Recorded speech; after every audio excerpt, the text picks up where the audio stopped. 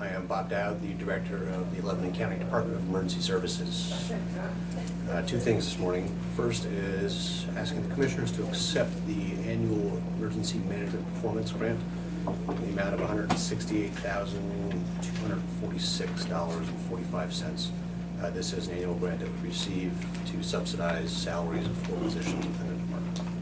I'll make a motion to approve the performance grant. Second. It's been moved and seconded.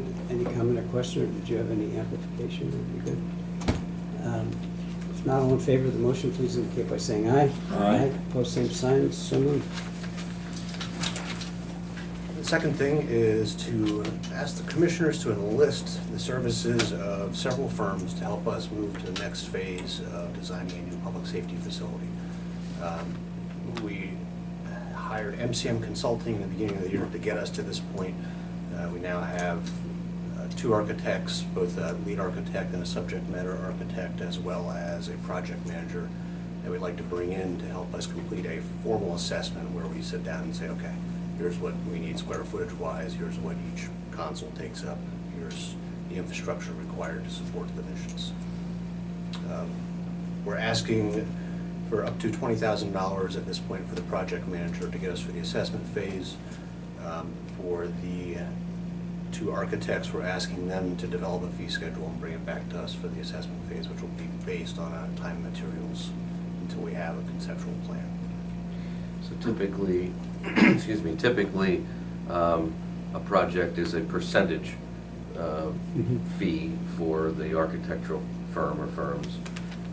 But what we've discussed and are recommending is to do, as he mentioned, time and materials now, because we simply don't know the scope of the project. We don't know exactly the size of it, what's going to be contained with it, and so on. So this first component would be to get to that point through various tours, sit-downs, looking at some information that Bob has gained and on some of the seminars and so on he's gone to, especially the one in Florida that was very valuable. Yeah, that was excellent. And just basically put together a project assessment and then come to you and say, this is the concept of what is to be built, and at that point it can be quantified, priced, and so on, and then a fee from there discussed. So we're hoping this will take just a few more months. Right. To We the do end of have the money year. budgeted for this. We do. Yes. Yes, we do have funds budgeted for this. Oh, I'd like to ask you to verbalize the names of the architects and the Absolutely. project manager, please. Pelger Engineering is the construction manager. Could you spell that? Pelger. Okay. Beers and Hoffman is going to be a lead architect on the project. And the Eads Group, that's EADS. EADS. Yep. Is a architectural firm out of the northern part of the state who has a lot of experience building public safety facilities.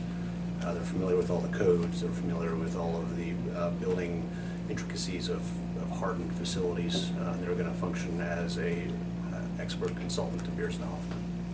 This is probably going to be the biggest investment that we make in public safety in our time. Can you just give us a timeline on it, just for the sake of context?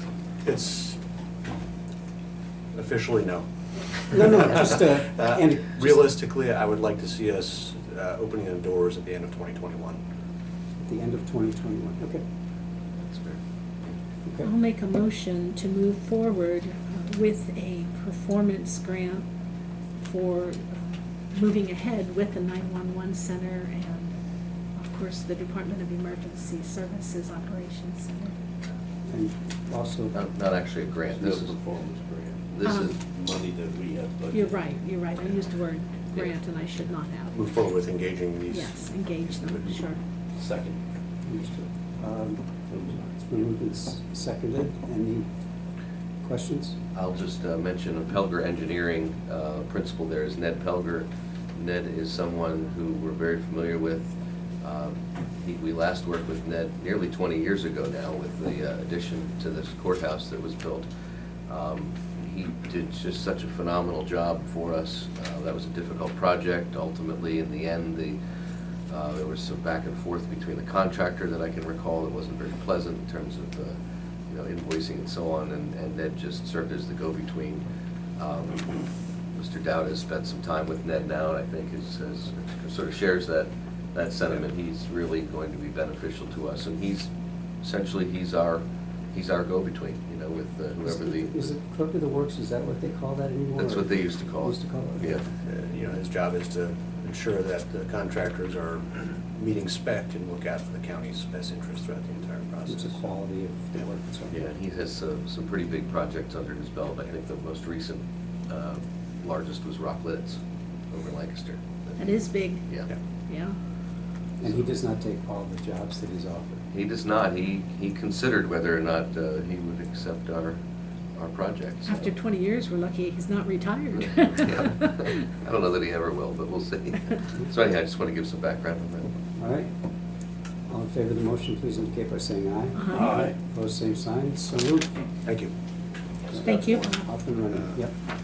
Jamie, I caught a small spelling error. Okay. So, Okay. before we have. Thank you, Robert. Okay.